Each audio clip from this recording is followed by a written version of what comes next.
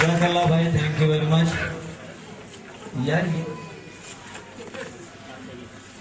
پہلی سلائیڈ لے ہاں. اچھا جی، جس کام کے لیے ہم آئے ہیں پہلے وہ سننا ہے، ٹھیک ہے؟ ہر آدمی کون کون چاہتا ہے کہ اس کا اپنا ذاتی بزنس ہو، اسے نوکریاں نہ کرنی پڑے میری طرح؟ نہیں، ادھر ہے دو چار نوکری پسند کر رہے ہیں. ٹھیک ہے. اچھا جی، کون کون چاہ رہا ہے کہ اس کا اپنا گھر ہو اور اپنی گاڑی ہو؟ گاڑی وہ والی ہو جس کو گاڑی کہتے ہیں، وہ 9-10 لاکھ کا ٹین ڈبہ نہیں جو پاکستان میں مل رہا ہے. ٹھیک ہے، سب چاہ رہے ہیں؟ اس کے پاس اپنا گھر ہے،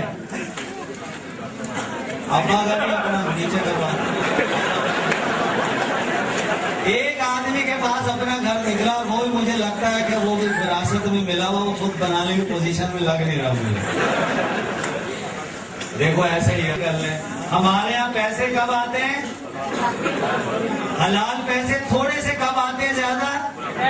جب ہم بڑھے ہوتے ہیں، ہمیں فنڈ گریجویٹی ملتی ہے، تو تھوڑا سا مکان مرمت ہو جاتا ہے، تھوڑی بیٹی کی شادی ہو جاتی ہے، اس کے بعد نوکریاں ڈھونڈ رہے ہوتے ہیں یا پینشن کی لائنوں میں ہوتے ہیں. ایسا ہی ہے؟ ٹھیک ہے. اچھا، اب سب یہ چاہ رہے ہیں کہ بھائی اولاد جو ہے وہ ماں باپ کو خوشی دینا چاہتی ہے، پوچھنے کی ضرورت نہیں ہے، سیدھی سی بات. کون کون چاہ رہا ہے کہ اگر وہ مرے تو کچھ چھوڑ کے مرے؟ کون کون مرنا چاہ رہا ہے؟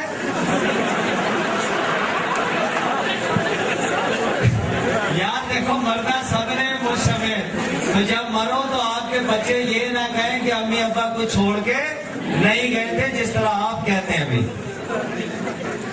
اس کے بعد ہے کون کون چاہ رہا دنیا گھوم لے عزت سے، بغیر غلط طریقے سے گئے ہوئے، بغیر باہر شادی کیے ہوئے، بغیر 10 سال انلیگل بغیر رہے ہوئے، بغیر صبح 6 بجے یہاں لائنوں میں لگے ہوئے، عزت کے ساتھ کون جانا آنا چاہتا ہے؟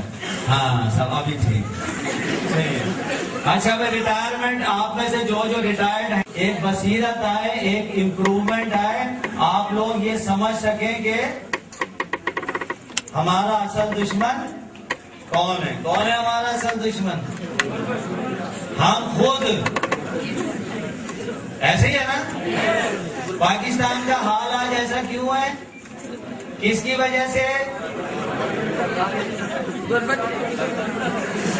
آپ سب کی وجہ سے. میں مذاق نہیں کر رہا ہوں. آپ یہ بتائیں، ہر آدمی آتا ہے، ہمیں چپیڑے مار کے چلا جاتا ہے، ہم پھر ڈھول پہ نعرے لگا رہے ہوتے ہیں، اب اس کو آنے دو، پھر دیکھو پاکستان میں کیا ہوتا ہے. وہ 2 چپیڑے لگاتا ہے، پھر اب اس کو آنے دو بس. تو یہ کون کرتا ہے؟ ڈھول پہ کون ناچتا ہے؟ ووٹ دینے کون جاتا ہے؟ چوروں کو ووٹ دینے کون جاتا ہے؟ تو پھر بیوقوف کون ہوا؟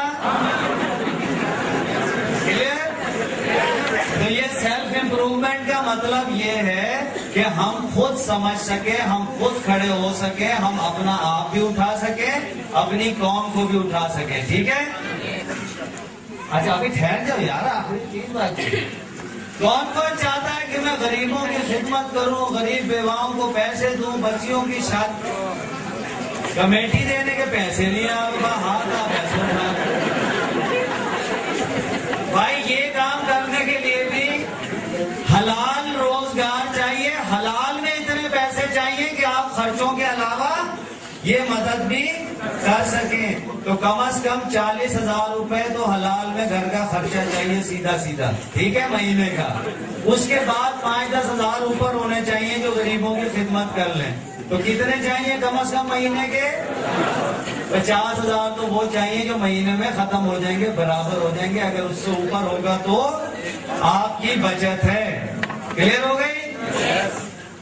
اب چلو یار. اچھا، ایک تو کامن وے آف لیونگ ہے، یعنی وہ راستہ جس پہ ہم سب چل رہے ہیں. یعنی ہم کام کرتے ہیں، کام کرنے سے ہمیں انکم ہوتی ہے، اور انکم سے ہمارے فیوچر پلان بنتے ہیں. اگر کام ختم ہو جائے، انکم ختم ہو جاتی ہے اور فیوچر پلان سوالیہ نشان بن جاتا ہے. اچھا، کیونکہ یہ پریزنٹیشن باہر والوں نے بنائی، ان بیچاروں کو پاکستان کا پتہ ہی کچھ نہیں. یہ کہہ رہے ہیں کام ختم ہونے پہ سوالیہ نشان. ہمارے یہاں کام ہوتے ہوئے سوالیہ نشان ہوتا ہے. آپ سب کوئی نہ کوئی کام کرتے ہیں لیکن 5 مرلے کا گھر کوئی بھی بنانے کی پوزیشن میں نہیں ہے. چلو یار اب کیا بات کریں, ایک اور بات کرتے ہیں. چلو ابھی ہمارے پاس سب سے بڑا سونا بھی نکلا ہے نا, دنیا کا سب سے بڑی کاپر بھی نکلی ہے. بیچنے والے بیچ بھی کھائے تھے اس کو 2 سال پہلے, وہ تو شکر ہے کچھ معاملہ نکل آیا ہے. آپ کو پتا ہے اگر اس کا صرف 10% سونا صرف بلوچستان سے نکلے گا اور اسٹیٹ بینک کے ٹریجری ڈپارٹمنٹ میں جا کے رکھ دیا جائے گا, آپ کو پتا ڈالر کہاں آتا ہے؟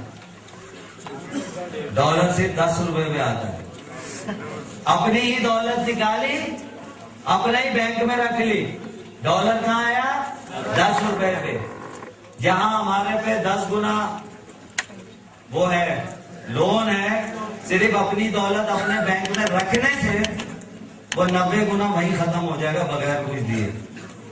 اب بتاؤ صرف صوبہ سندھ اور بلوچستان پوری قوم کو پال سکتا ہے, صرف 2 صوبوں کے بھی 2 ضلع. تو ہمارے پاس کمی ہے. اب کمی سمجھ آئی نا, کمی کدھر ہے؟ ہمارے اندر.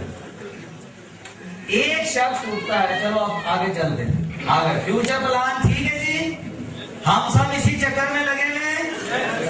آپ سب کو یہ بات پتا ہے کہ ہم اور 10 سال بھی لگے رہے تو کیا جو ہمارا اس وقت وے آف لیونگ یہی والا ہے, کیا ہمیں جب کھڑکی تک پہنچیں گے کچھ ملے گا؟ بولے کچھ ملے گا؟ ہم اپنے آپ کو دھوکہ دے رہے ہیں. صبح سے دھوکہ دینا شروع کرتے ہیں, شام تک دیتے ہیں. بچے کہتے ہیں ابا جی گھر کب بنائیں گے, گاڑی کب لیں گے؟ انشاءاللہ بیٹا دعا کرو لے لیں گے. جا کدھر کو رہے ہیں؟ یہ اپنا چکلائے نالی جگہ چکوال کی طرف جا رہے ہیں. اور سمجھے بات, جا چکوال کی طرف رہے, اسی بس میں بیٹھے اسی راستے میں, اور کہہ رہے ہیں انشاءاللہ ہم اسلام آباد پہنچ جائیں گے انشاءاللہ.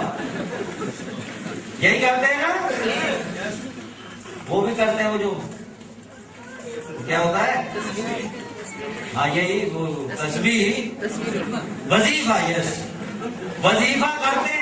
یا اللہ اسلام آباد پہنچا دیں, یا اللہ اسلام آباد پہنچا دیں, یا اللہ اسلام آباد. اور جا کے در کو رہے چکوال کی طرف, پھر کہہ رہے ہیں انشاءاللہ ہم اس چکوال کو اسلام آباد پہنچیں گے. اسلام آباد ادھر ہے, جا ادھر کو. ایسا ہی ہے. دیکھیں آپ لوگ ہنس رہے ہیں نا, آپ کس پہ ہنس رہے ہیں اس وقت؟ اپنے آپ پہ ہنس رہے ہیں آپ اس وقت, کیونکہ آپ ٹھیک یہی کام کر رہے ہیں. آپ اللہ سے مدد مانگے, اس سے کہے راستے میں جہاں ہمیں ڈائریکشن صحیح دے دے, پھر ہمیں آسانی سے پہنچا دے اسلام آباد. وظیفہ اس وقت کام آئے. سردی لگ رہی ہے, یا اللہ لحاظ دے دے, یا اللہ لحاظ دے دے, یا اللہ لحاظ دے دے. کیا ہوگا؟